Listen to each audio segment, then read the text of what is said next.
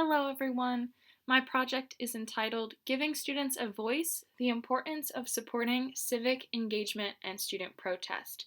So as you can tell, this presentation is going to focus a lot on civics, activism, protest, and student advocacy. So what are the goals of the project and kind of a brief description.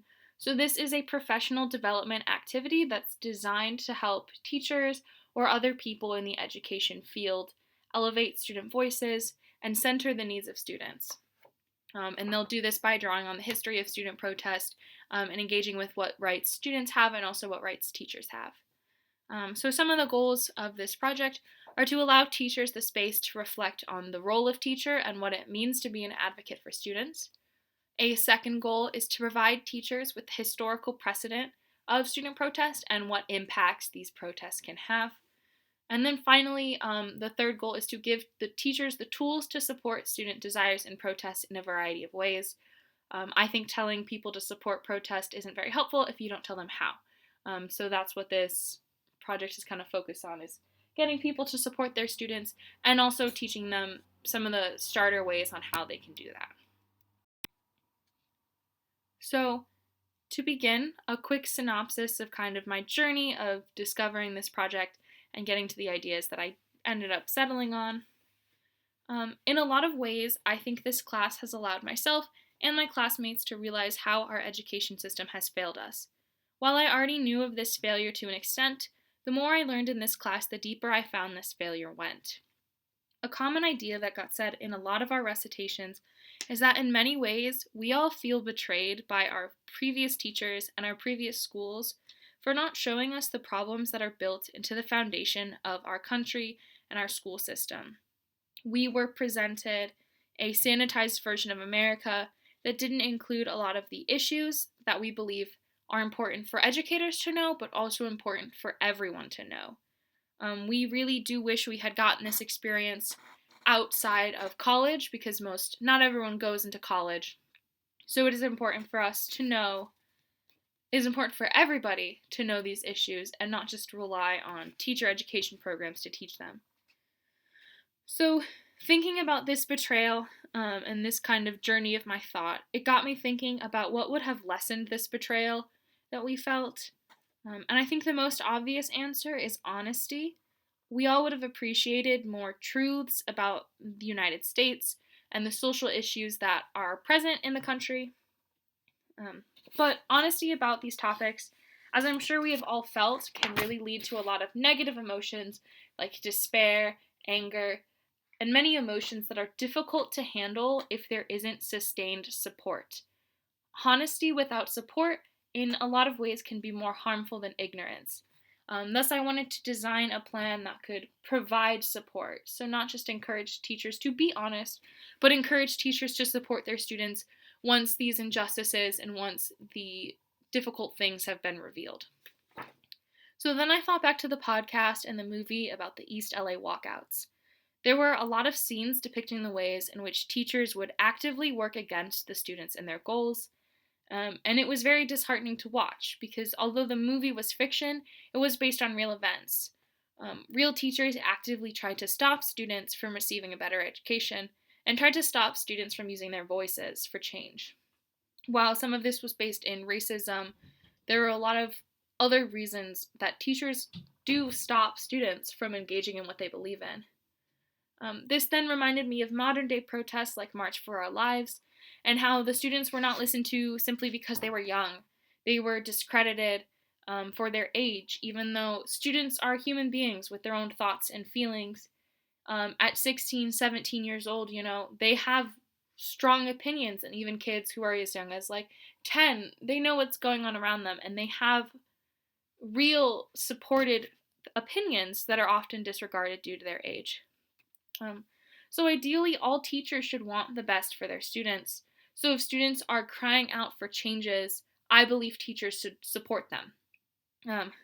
Thus, I did finally develop an idea of a teacher development program or professional development that would support teachers in supporting their students' ideas. While it is unrealistic that schools would implement stuff like this, as often protests are directed at the school, I do think it is an important thing for teachers to learn, and in an ideal world, this is a presentation that teachers would see. This project contributes to our community because, as I said before, I know many of us have felt in some way or another that our schools had failed us. If there were more teachers who had known this information from the start while they were teachers, and more people who actively sought to raise and support student voices, we may not feel the same way that we do right now. We may have felt a lot more positive about our experiences in the past. Um, Almost everyone in our class wants to become a teacher, and I know all of us are committed to the field of education in some way. So if we want to educate people properly, we need to remember the betrayal that we have felt and do what we can to prevent our students from feeling the same way. We need to harness these feelings and turn them into positive change. We need to make sure that we learn the hard truths so we can share them with our students. But we also need to make sure that we don't abandon them to the wolves once they learn. Students are passionate people and they are driven, and many will want to work to change the injustices that we teach them about. When students make those efforts, whether they be walkouts, petitions, social media hashtags, we need to be there to support them. Our students, they're the future. They're the young people who will be taking over politics one day. So we need to make sure that they have the skills that they will need. And we also want to be sure that we are there for our students, even though we may not have had that for ourselves. We should be hoping that education is continually evolving, and we want the students that are coming up to get a better educational experience than we did. So if we didn't receive that support, then it's important we give it to others. And many of these ideals that I talked about that will help with our community will help with the equity and diversity community as a whole. Knowing about social issues doesn't actually mean anything if we don't take the effort and don't take the stand to support students when they take a stand for what they believe in. When students are demanding a better and safer education, we owe it to them to listen and support them. All right, so now we're going to shift gears a little bit into what the actual professional development would look like. As I said, this could take place any point during the year, but it is intended for an audience of teachers mainly, but also anyone in the educational field. This would just be a pretty open professional development for people. So you would begin the presentation by posing this question to the people in attendance. However, it is also a question that I want you guys to consider throughout this presentation as well. And that question is it a teacher's job to be an advocate for their students? And if it is, what does that advocacy look like? So you're going to want to pose this question and then give teachers time to reflect and answer the question themselves. And then once they've been given that time to self-reflect, you're going to want to open the floor up for a discussion. This is a very discussion-based presentation, so you're going to want to make sure you're encouraging that from the start and not allowing the participants to just kind of sit back and watch. They really need to be engaging with what they're doing. So you're going to open it up for the discussion. Hopefully, many teachers would say that they do believe advocacy is part of their job. The foundation of this presentation is about student advocacy and doing that as part of your work. But there may be teachers who don't believe it is. So you want to allow that space for dissent and discussion, but do make sure that the discussions remain civil and that no one is getting personally attacked for what they believe in. Before you would actually get to this slide, I did make one mistake. You would want to explain that the presentation will be on student protests and rights, while also making sure that you as a teacher are maintaining professionalism and your own job safety. This would be presented in the discussion about after the question. I did forget to say that. But it is important to know what your rights are and maintain professionalism while you are supporting students in these issues. So before you pull up the bullet points of this slide, pull up the title, and then have teachers give their own examples of protests that they know of things that they know of in the history of protest. While they may bring up a lot of college-age examples like the Kent State protests, the anti-war protests, make sure that they're focusing on high school or younger age protests, since those protests are led by people the same age as their students. You want to make sure they're engaging with protests that could potentially happen in their own school and not ones that were spearheaded at universities or colleges. You are also going to want to make sure that you explain more than what is actually presented on the slide. Each bullet point is supposed to serve more as a guideline than all of the information that they're going to get, so they would be verbally told more about these different bullet points and more about the history and what these bullet points mean in a broader sense. I just didn't want to overload the slides with any information because a lot of text on a slide can be really distracting. So each bullet point would have more information given. Although the PowerPoint is fine to use as is, you would want to verbally say more. Moving on to the next slide, you would then explain that teachers do have certain rights when it comes to engaging in civics in the classroom. The quote provided is a quote from the National Council for Social Studies. It is from their College Career and Civic Life Framework for Social Studies State Standards. So it's a guideline for standards in civics education. While this is not universally adopted in every state, it is a pretty strong guideline and a pretty reasonable guideline to follow.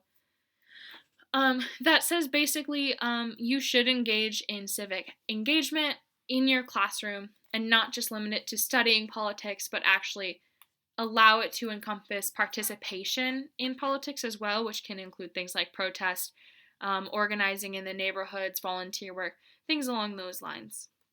And again, while these may be standards for social studies specifically, cross-content engagement is super important.